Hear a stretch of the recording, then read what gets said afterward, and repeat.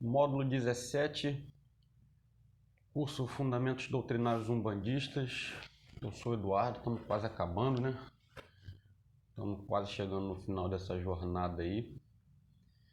Como já foi explorado, esse curso online aqui faz parte do meu projeto, né? Meu estágio de extensão referente à minha graduação em licenciatura em Ciências da Religião pela Uninter.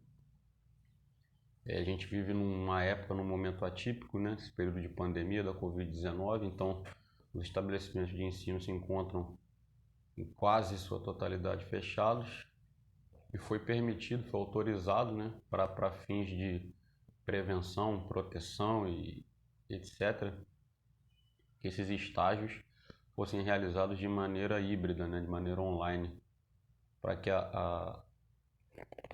as etapas,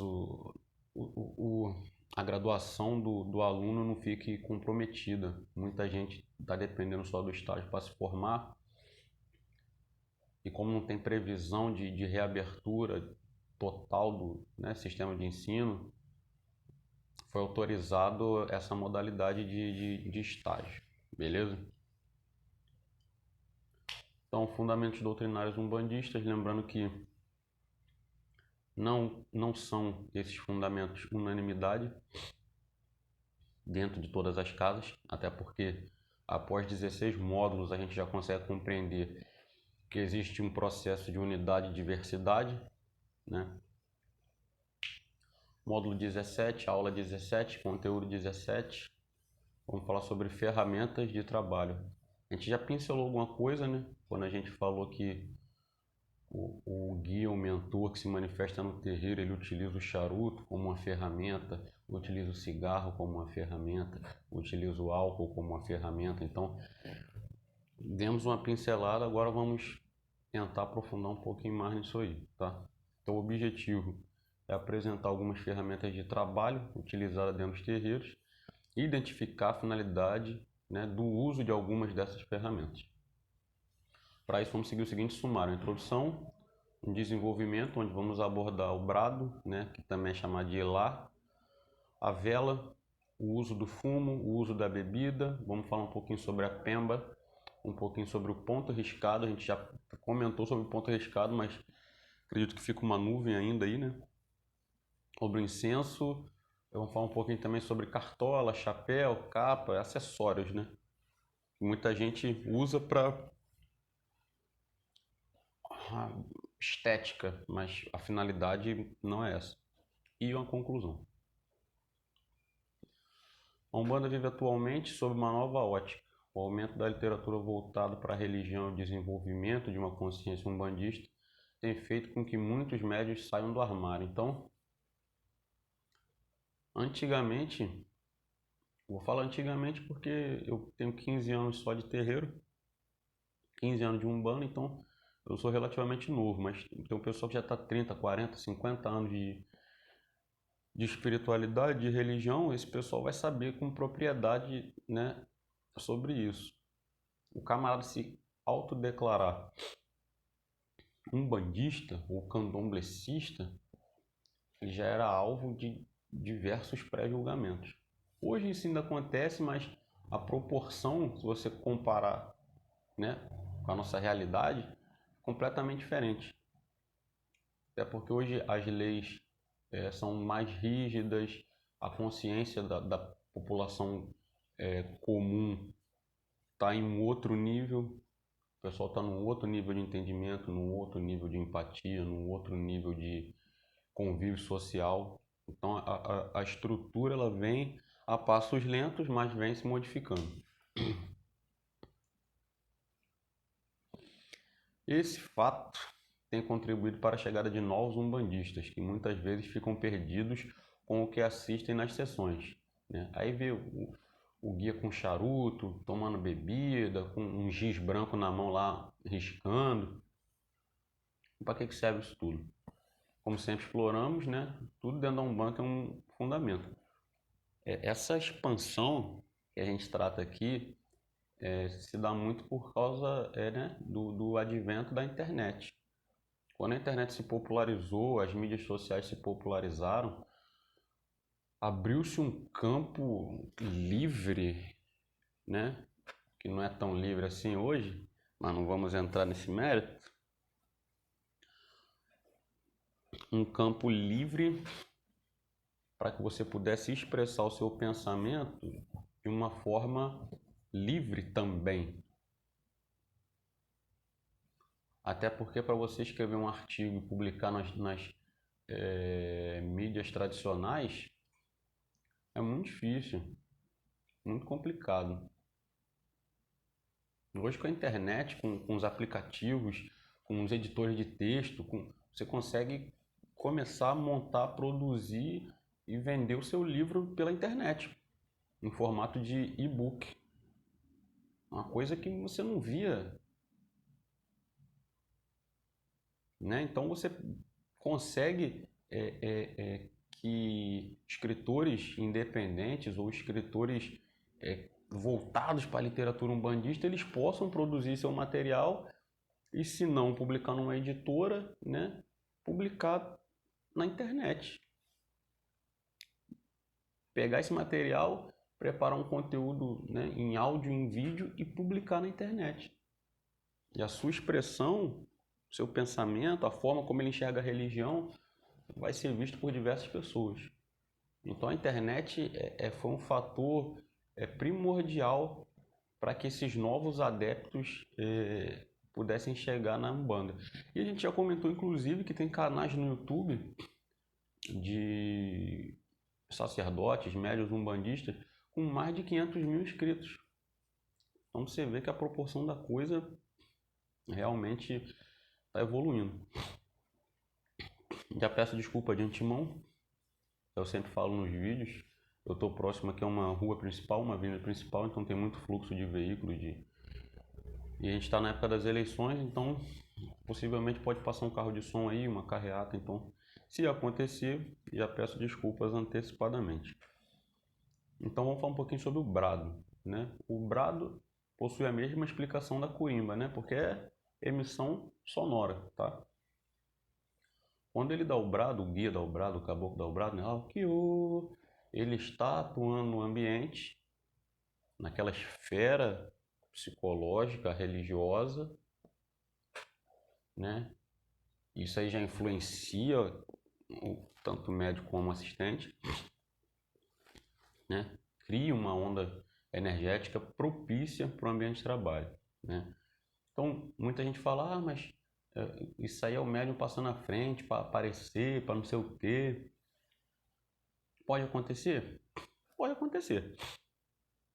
Mas na maioria dos casos, não é. Tá? Até porque os brados não são obrigatórios ou alegorias. Então, se o caboclo ele quiser vir, ele incorporar no seu médio e ele não quiser dar o seu brado, o trabalho dele vai ser pior? Não. É só uma característica dele. Eu, inclusive, já vi caboclos que, quando eles desciam, eles não bradavam, mas eles assoviavam. É a característica daquele guia, daquele mentor específico. Tá? Se o caboclo tiver na sua essência de trabalho a emissão de energia através da emissão, né, sonora, da onda sonora, onda de choque sonora, ele o fará.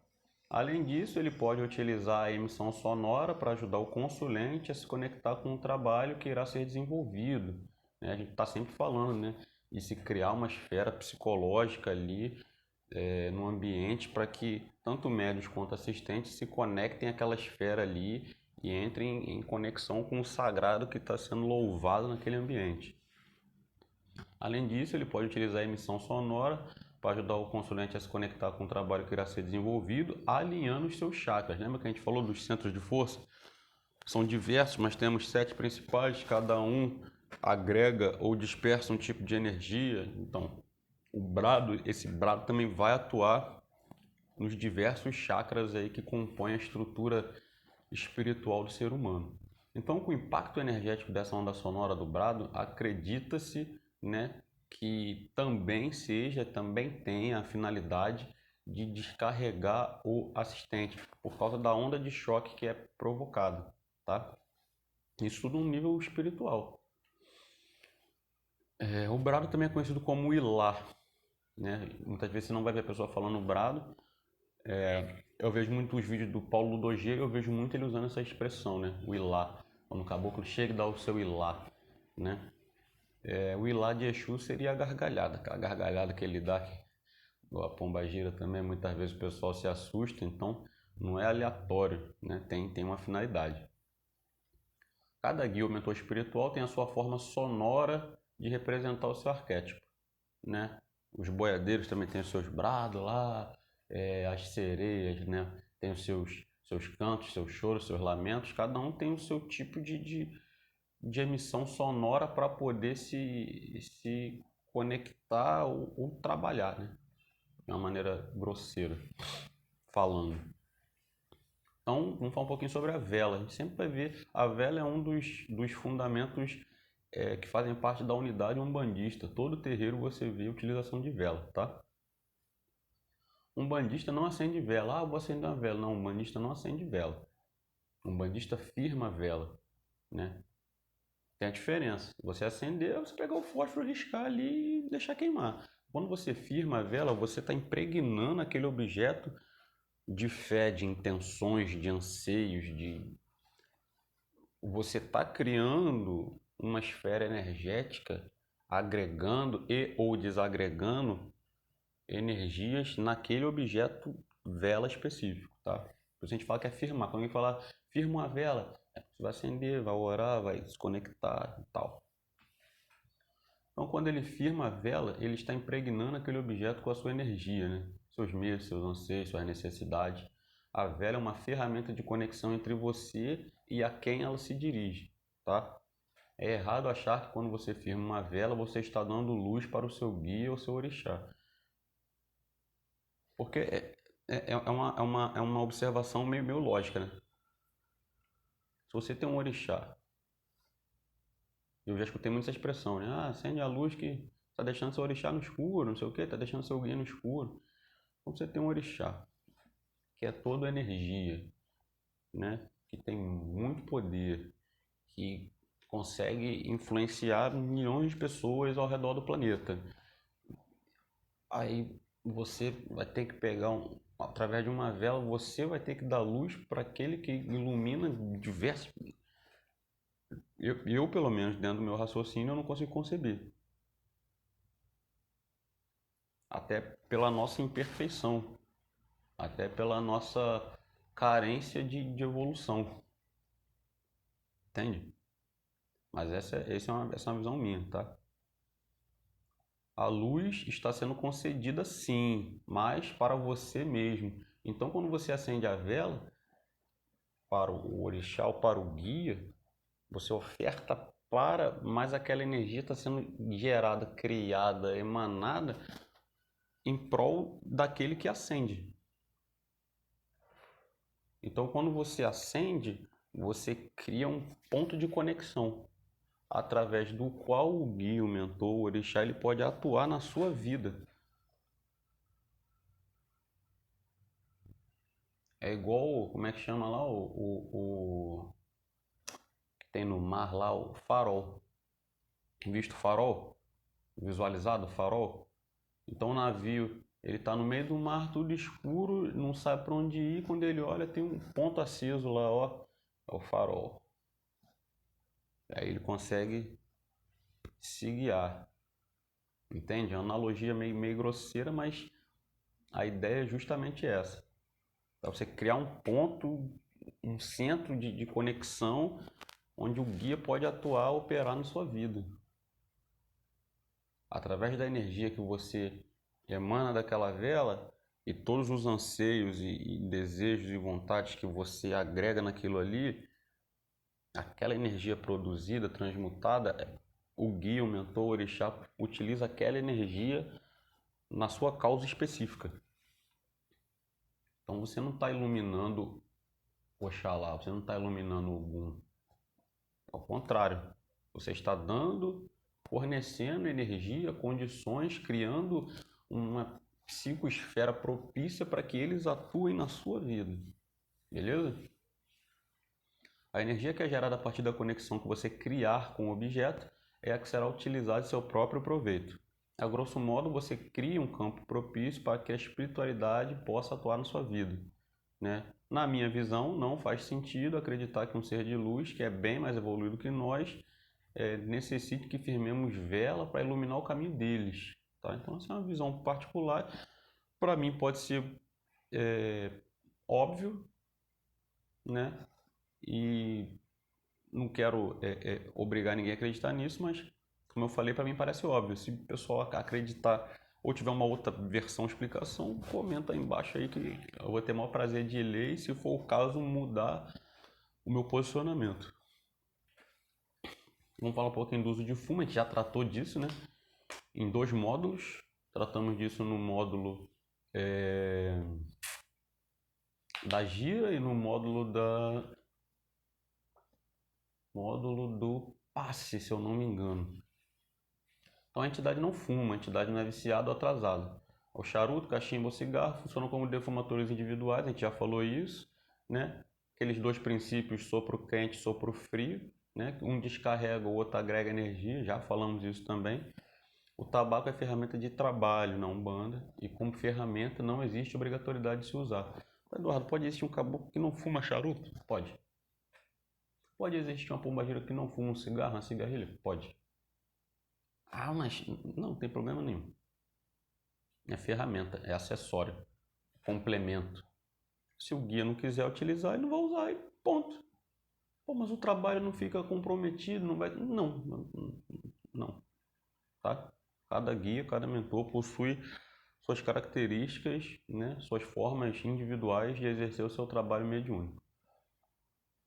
Então, além de desagregar energias negativas e agregar fluidos benéficos, o odor do charuto ajuda a criar toda uma esfera psicológica, né? Uma psicosfera. É uma ajuda para que o consulente consiga realmente se conectar com o sagrado. Já abordamos isso também, né? Se abrir, se permitir para os trabalhos, né? E fornecer um campo mais favorável para a atuação do guia. Muitas das vezes a pessoa ela chega no terreiro ali meio, né? E fechada, e tudo é novo, fica na dúvida, será que é, será que não é? Então, antes de atender o consulente, tem que quebrar essas barreiras. É igual psicólogo, né? Se você não quebrar essas barreiras e expor de fato o que você está pensando, o que você está sentindo para o psicólogo, ele não tem condições de atuar com plenitude nos problemas que você apresenta para ele, porque sempre vai estar faltando uma pecinha, sempre vai ter um muro, alguma coisa que impede ele de visualizar o quadro por completo. Quando o guia estiver com o charuto na boca, temos que entender que ali naquele objeto existem muitos elementos agregados. Que elementos são esses? Um elemento vegetal. Imagina a plantação, né? Imagina antes do cigarro, antes do charuto. Tem o elemento vegetal, tem o elemento terra, tem o elemento mineral que está ali na terra, tem o elemento água, da chuva que cai ou da irrigação. Então, naquele charuto ali estão condensadas as energias de vários elementos da natureza. Sol, tem vários elementos condensados. Então, quando a gente utiliza o tabaco, o charuto, o cigarro dessa maneira ritualística, nós temos que entender que aquela queima ali está emanando a reunião daqueles elementos que foram condensados por ocasião da produção daquele charuto. Água, fogo, terra, minerais, sol. Tá entendendo? Elemento terra, já que o tabaco esteve, né, foi plantado, a água, já que foi irrigado, recebeu água da chuva. Elemento ar, já que enquanto estava plantado ia captando o ar do ambiente. Elemento ígneo, já que ele é aceso para o trabalho e recebeu a luz solar. Percebe a quantidade de elementos que estão presentes em uma única ferramenta de trabalho. Diversos elementos agregados, tá? Outro ponto que deve ficar bem claro, e eu já comentei isso no vídeo anterior, o guia não traga, ele pita, a gente fala, né? Pita. Ele puxa a fumaça e direciona para o trabalho. Ele não traga, ele não é viciado, tá? Ele não consome aquilo ali para fins recreativos. Tem que ficar bem claro isso aí. O uso do álcool é um outro assunto que é bastante polêmico também, tá? A entidade não bebe, a entidade não é viciada, a entidade não é atrasada. O álcool ele é manipulado para fins ritualísticos e não ingerido pela entidade para fins recreativos. Então ele não está ali na baladinha, né? Baladinha do terreiro, vou tomar aqui um combo de 51. Não é assim que funciona, tá? Se existe médio saindo embriagado da sessão, e eu já vi, ele tá passando à frente do guia. Como assim passando à frente do guia? Lembra que a gente fala que a responsabilidade é compartilhada e quando você exerce a sua mediunidade consciente, você está consciente no que está acontecendo no terreiro e você tem que trabalhar sua mediunidade para você identificar a sua atuação da atuação do guia. Então, muitas das vezes um médium que não está se preparando, não está fazendo seus preceitos, que não está estudando, ele fica naquela de achar que o guia está pedindo cachaça, pedindo bebida alcoólica, e na realidade não é o guia, é o médium que está bebendo né, por motivos diversos. Ou porque o médium tem problema com álcool, ou porque o médium acha que quanto mais beber, mais forte o guia é. Os motivos são diversos, tá? Agora, guia de luz não deixa filho bêbado. Isso é importante ficar bem claro, né? Eu já vi também entidades consumirem, entre aspas, nos trabalhos grandes quantidades, secar a garrafa de cachaça e depois que a entidade subiu, o médium estava completamente normal, como se nada tivesse acontecido. Como se nada tivesse acontecido. Falando normal, andando normal, consciente normal, sem cheiro de... Eu já vi isso aí. Agora não é porque eu vi uma pessoa, um guia, um médium acontecendo isso, que aí você, então eu tenho que tomar uma garrafa de cachaça para... Não. Negativo, pô. Negativo. Você tem que deixar a energia do guia fluir através de você. Até porque o álcool não é uma obrigatoriedade, não é uma ferramenta obrigatória para trabalho. Desculpa. Não é uma ferramenta obrigatória.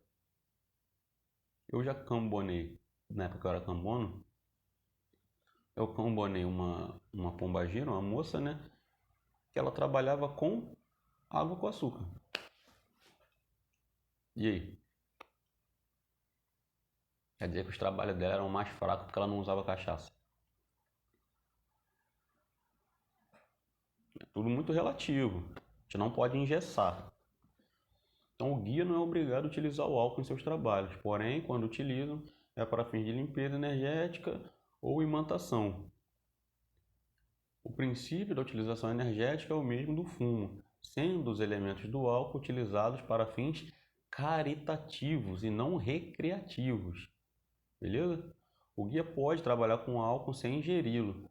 Ele não quer beber o álcool, mas ele pode trabalhar com álcool sem ingerir. Então ele pode, não ele ingerir, mas dar para o consulente ingerir, né? Ele pegar o charuto dele ali e dar uma baforada naquele coité com a cachaça e oferecer para o assistente, né? Ou ele pode pegar aquele álcool ali e não ingerir, mas utilizar para asepsia, vamos colocar assim, e passar, limpar a mão, pé, pontos, né, chakras do consulente. Não tem problema nenhum. Então não necessariamente ele vai utilizar aquela bebida alcoólica para consumo, e sim para, né, ou limpeza ou outras coisas, tá? O princípio da utilização energética é o mesmo do fumo, já falei. O guia pode trabalhar com álcool sem ingeri-lo, já falei, né? Ou aqui, ó, inclusive, ao invés de dar para o consulente consumir, o consulente apenas vai inalar aquele odor ali, né, que ele imantou com a sua energia, tá? Ferramenta de trabalho. Então, quando o guia manipula a bebida em seu coité, no seu copo, na sua taça, tal, e pede para o consulente ingerir, ele está impregnando aquela bebida com determinadas energias. Lembra lá que ele está soprando aquela fumaça ali dentro, está mentalizando, ele dá para o assistente ingerir. Então, quando o assistente ingere, ele está não só ingerindo a bebida, né? Seja qual ela for, estou falando aqui do álcool, mas podia ser um café do Preto Velho, uma água de coco de um caboclo, tá entendendo? Um refrigerante, um suco das crianças, o princípio é o mesmo, tá? Então ele está ingerindo não só o álcool, mas todas as energias que estão agregadas ali dentro, que o guia impregnou, né? O guia leva a bebida, que o médium consumiu durante os trabalhos, é aquilo que eu falei, né? O guia ele vai dissipar, vai levar, vamos colocar dessa forma, só o que ele utilizou. Então, na cabeça do guia, na mentalidade do guia, no trabalho do guia, ele ia utilizar um copo de cachaça que ele ia utilizar. Só que aí o médium, lembra que a gente fala de conexão? Ele estava, né, sofrendo interferências energéticas e ao invés de usar um copo, ele usou meia garrafa. O que o guia vai levar embora? Um copo. O que o médium consumiu a mais por interpretar erradamente ou, né, por ter problemas com álcool, vai ficar no médium. Tá entendendo? Vamos falar um pouquinho agora sobre... Não, para fechar, né? Para fechar, deixa eu voltar aqui. Então é um assunto muito polêmico e é uma das portas de ataque para outros segmentos religiosos falar que a nossa religião é uma religião atrasada. Porque fala que o guia está preso à matéria, o guia quer beber, quer fumar, e o pessoal não se interessa nem em compreender quais fundamentos, né, são inerentes à religião, estão presentes naquela manifestação religiosa. Aí ele julga só porque ele viu. Ele viu, mas ele não procurou compreender, entender do que se tratava, como aquilo é manipulado, como aquilo é manifestado. Tá? Então tudo tem fundamento e cabe a nós, como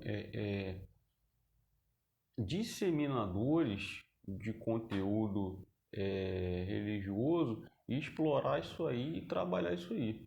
Tá? O guia dissipa apenas a quantidade que ele utilizou para os trabalhos. Tudo que foi consumido a mais por desequilíbrio do médium fica com o médium. Isso aí tem que ficar bem claro. Tá?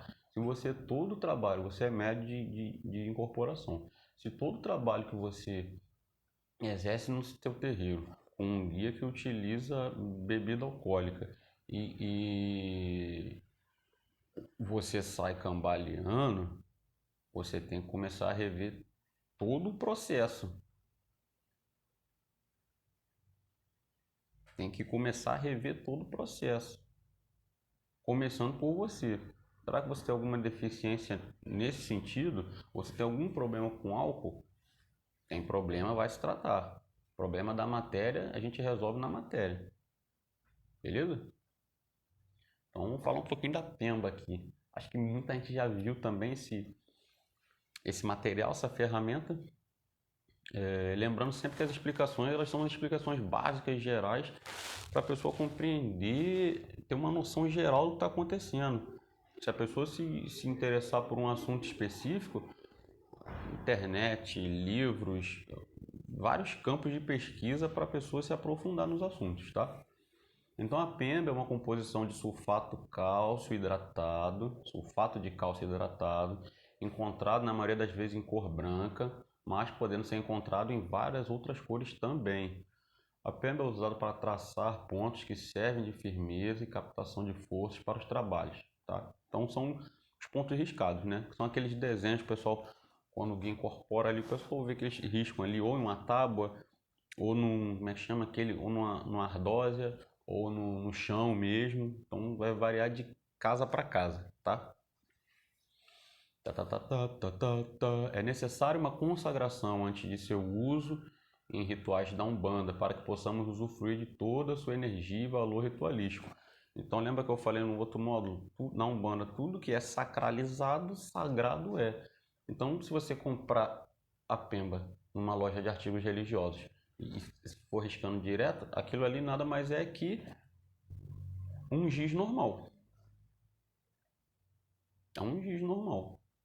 Agora, se você pegar aquela pemba e preparar aquela pemba, tem tradições que pegam a pemba né, pega ela, pila ela toda, né, agrega outros elementos, depois reconstitui ela para poder riscar. Tem vertentes que pega aquela pemba e com uma pemba já consagrada, risca-se um ponto e coloca aquelas pembas ali para receber aquela energia. Tem outras tradições que pega a pemba, coloca no seu gongá. A gente já viu que o gongá é atrator, expansor, condensador, diversas funções, deixa no gongá ali recebendo energia, sendo imantado. Né? Tem tradições que o médium compra a pemba e pede para o cambono entregar para o guia, para o caboclo, para o Exu, e o caboclo, o guia cruza aquele material ali. Então, as formas de sacralizar, de torná-las próprias ou aptas para o trabalho são as mais diversas, tá? Então é necessário uma consagração antes de seu uso em rituais de Umbanda, para que possamos usufruir de toda a sua energia e valor ritualístico. Ela pode ser utilizada em forma de giz, para que as entidades risquem seus pontos ritualísticos, ou para cruzar o consulente, né? Aí a gente tem que ter cuidado também, né? Para não ocorrer excessos nem abusos, tá? Que quando fala riscar o consulente é riscar mesmo, é pegar o giz e cruzar ou riscar o ponto da entidade em alguma parte. Eu falo que tem que ter cuidado porque a gente sabe que existem maus religiosos em todos os segmentos. E a ideia aqui é esclarecer as pessoas para que não sofram nenhum tipo de abuso dentro dos terreiros também, tá? Pode também ser utilizada de forma pilada, né? Formando o pó de pemba, tendo seu uso potencializado através do sopro. Então combina-se o sopro, a gente já viu as finalidades do sopro, né? O EMI, que pode ser tanto de dispersão quanto de imantação, tá? Então esse valor agregado do sopro, né, vai ser condensado com aquele pó de pemba, criando um ambiente, uma esfera, exercendo um trabalho específico. Que pode ser de limpeza, de descarrego, etc. Tá? Pode ser utilizada também pelo médium desincorporado. Pode? Pode. Se ele está desincorporado, tem um consulente, uma pessoa que está precisando de um cruzamento e ele tem essa noção de riscar, ele pode, não precisa, o guia está incorporado nele. Muitas das vezes o guia está até ao lado, está desincorporado, mas está ao lado ali soprando como que ele tem que fazer os procedimentos, tá? Ponto riscado, a gente falou primeiro da pena, vamos falar do ponto riscado, né? Nada mais são do que desenhos feitos pelas entidades ou o médium desincorporado, utilizando o giz, né, a pemba. Os significados são os mais diversos, bem como sua finalidade. Então existem pontos que designam quem é o guia e de onde ele vem, existem pontos que podem ser utilizados para firmeza ou proteção. Cada vez que se risca um ponto, está se abrindo um portal, está se ativando a força daquilo que o ponto representa, trazendo para o ambiente as energias que aquele desenho específico representa. Então, as finalidades são as mais diversas, bem como os seus desenhos, suas características. Então, o guia, quando descer aquele ponto, é o ponto de identificação, né, que teoricamente tem que casar com o nome simbólico que ele apresenta, né? Então, se ele é um caboclo, 7 montanhas, né? Então ele pode ter desenhado umas montanhas, ou uma machadinha, ou uma balança com uma flecha, tá entendendo? Então, o ponto dele de identificação tem correlação com o seu nome simbólico. É claro que, como eu estou sempre batendo aqui, existe unidade e diversidade de Umbanda. Então, a forma como o ponto riscado é trabalhado na Umbanda Sagrada não é a mesma forma como é trabalhado na Umbanda Esotérica. Como não é trabalhado em, sei lá, na Umbanda Molocu. Então, existem variações, como quase tudo dentro da Umbanda, tá? Quando o guia risca um determinado ponto em sua tábua de ponto, tábua, chão, ardósia, enfim, e firma sua vela ali em cima, ele está criando um ponto de firmeza onde ele retirará energias para realizar o seu trabalho. E também irá descarregar energia negativa que ele absorve dos consulentes e ambiente de trabalho. Então ali, a partir do momento que ele pega a tábua dele, risca o ponto, acende o toco de vela em cima, ele está criando um ponto material onde ele se comunica com o plano astral. Então dali ele vai tirar energia para trabalhar, dali ele vai jogar energia negativa para ser transmutada. Então é um ponto de apoio de trabalho ali, tá? Ele vai trabalhar situações ali. Ali ele pode agregar outros elementos naquela tábua de trabalho, incenso, copo d'água, pedras, ervas. Então, o campo de atuação de trabalho é muito vasto, tá? Falei do incenso agora. Incenso nada mais são que defumadores portáteis. Seu uso é observado em vários segmentos religiosos e também por pessoas que não possuem nenhuma crença religiosa, porque ajuda a criar essa esfera, esse ambiente, né? Acender um incenso para acalmar. Então ajuda a criar essa esfera, esse ambiente de calma, de paz, de harmonia, através do aroma que é exalado. Além da capacidade de limpeza, possui também a característica harmonizadora. A capacidade de atuação do incenso na limpeza, logicamente, será menor que a capacidade de um turíbulo de defumação. Lógico, pelas proporções, né? Você pega um turíbulo, né, de ferro, de barro, e com ervas, de carvão, e a potência, né, o alcance vai ser menor do incenso do que do turíbulo. Chegando quase no final, eu dei mole aqui, eu devia ter colocado as imagens, né, para o pessoal visualizar, a imagem do ponto riscado, a imagem do chapéu e tal, das cartolas, da pemba. Que aí lê, escuta, vê e fica fixado na mente. Deixa para próximo, tá? Mas não é nada difícil não. Se o pessoal ficar na dúvida, abre o Google aí do lado, bota lá, escreve lá pemba, aí clica em imagens, vai ver a imagem, tá? Peço perdão por essa falha no trabalho. Então, o chapéu, cartola, possui a mesma finalidade lá do filar. Lembra quando a gente falou das vestimentas? O filar é o que? É uma proteção, uma cobertura que serve para proteger o ori, serve como filtro, né, para evitar que energias negativas entrem, né, puras ou com intensidade maior no ori, acertem o ori do médium, né? Não é obrigatório, né? O guia pode utilizar como proteção do ori ou como ferramenta de descarrego, né? Passando ali pelo corpo do assistente, lembrando sempre que devemos atentar para o respeito. O guia não vai sair metendo mão em parte íntima de nenhum assistente, tá? Devemos lembrar que são ferramentas de trabalho. Não é para o médico ficar bonitão lá, vaidoso. Olha minha capa, olha minha cartola, olha... Não, não é nada disso, tá? Exu ficar mais bonito, pombagira ficar mais... Não é isso. A partir do momento que o médium está mais preocupado se o Exu, se a pombagira, se vai estar bonito, a caridade acaba ficando em segundo plano. Porque o médium ficar bonitão no terreiro não é o foco, tá? Seu caráter é litúrgico, né? Então não é estético, não é para ficar bonitinho. As capas funcionam como ferramenta de defesa e descarrego, né? Do médium e dos assistentes que com ele se consultam. Também não é de caráter obrigatório. Concluindo, não existe padronização na Umbanda, nem verdade absoluta. Existe Exu que trabalha com cachaça, existe Exu que trabalha com uísque, existe Exu que trabalha com água e não tem problema nenhum nisso. O que não pode ocorrer é o médium, por vontade própria, sair comprando um monte de penduricalho para a entidade sem que ela necessite nada disso. Aqui na Umbanda, menos é mais. Não é a quantidade de adereços que vai determinar a eficiência do trabalho do guia. Então, se você está trabalhando com guia sério e você compra coisas por iniciativa sua que não serão, né, utilizadas no trabalho, não terão finalidade, ele mesmo sai dando tudo.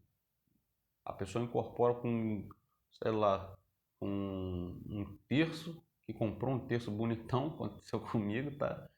Comprei um terço muito bonitão, paguei caro no terço. Quando acabou a consulta, eu estou guardando minhas coisas e vou perguntar pro Cambono, cadê o terço aqui que... Ah, o guia deu. O assistente veio aqui e o guia deu. Aí eu parei de comprar essas coisas. Então só quando vem a intuição mesmo que fica me perturbando assim que eu vou lá e... Entendeu? Essa é a ideia. Se você comprou algo e para ele não vai ter finalidade, né? Ou às vezes até vai ter finalidade para aquela pessoa específica. E te intuiu para você comprar justamente para ele dar, mas a maioria das vezes não é isso, tá? Então você comprou, porque você achou bonito e tal, mas para ele não vai ter serventia, ele simplesmente vai dar aquilo ali para alguém. Tá bom? Então, que a gente entenda que essas ferramentas de trabalho são complementos, não são determinantes para o nível de conexão ou qualidade de trabalho do guia ou do mentor. Beleza? Vamos que vamos. Vamos que vamos.